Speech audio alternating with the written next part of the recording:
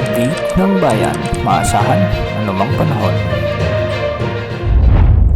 Magandang araw po sa ating lahat. Narito na ang pinakuling update sa magiging lagay ng ating panahon sa araw na ito at sa mga susunod na araw. Sa kasalukuyan ay patuloy na nakakaapekto ang iba't ibang weather systems sa ating bansa, ang shearline, easterlies at northeast monsoon o amihan. Dahil nga sa shearline, asahan ang maulap na kalangitan at kalat-kalat na pagulan na may mga isolated thunderstorms sa mainland Cagayan, Isabela, Quirino, Aurora, Quezon Province, Rizal at Laguna.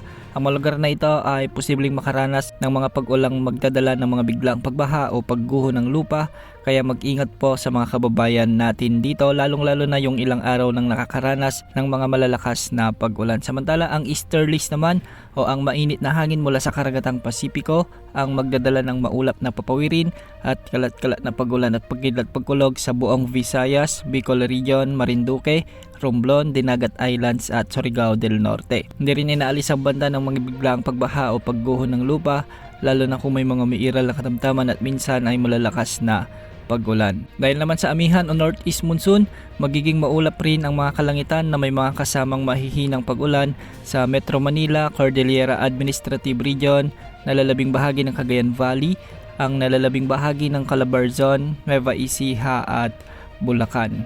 Amihan pa rin ang magdadala ng bahagyang maulap hanggang sa maulap na kalangitan na may mga isolated light rains o kalat-kalat na mahinang pagulan sa Ilocos Region at nalalabing bahagi ng Central Luzon. Sa nalalabing bahagi ng ating bansa, asahan din ang epekto ng easterlies na magdadala ng bahagyang maulap hanggang sa maulap na kalangitan na may mga isolated rain showers and thunderstorms. Di rin inaalis ang banta ng mga biglang pagbaha o pagguho ng lupa kung may mga umiiral na severe thunderstorms. Sa kasalukuyan, matataas na pag-alon pa rin ang inaasahan sa mga karagatan ng Northern Luzon at eastern section ng Central Luzon, posibleng umabot mula 2.5 hanggang 4 meters. Sa nalalabing karagatan ng Luzon at eastern sections ng Visayas at Mindanao, posibleng mga pag-alon hanggang 2.8 meters at sa nalalabing karagatan ng bansa, posibleng mga pag-alon hanggang 2.5 meters. Sa ngayon wala tayong minomonitor na LPA o bagyo, ngunit sa mga susunod na araw sa susunod na linggo ay posibleng may pumasok na sama ng panahon, LPA o di kaya naman ay tropical depression o mahinang bagyo, base ito sa latest outlook o forecast ng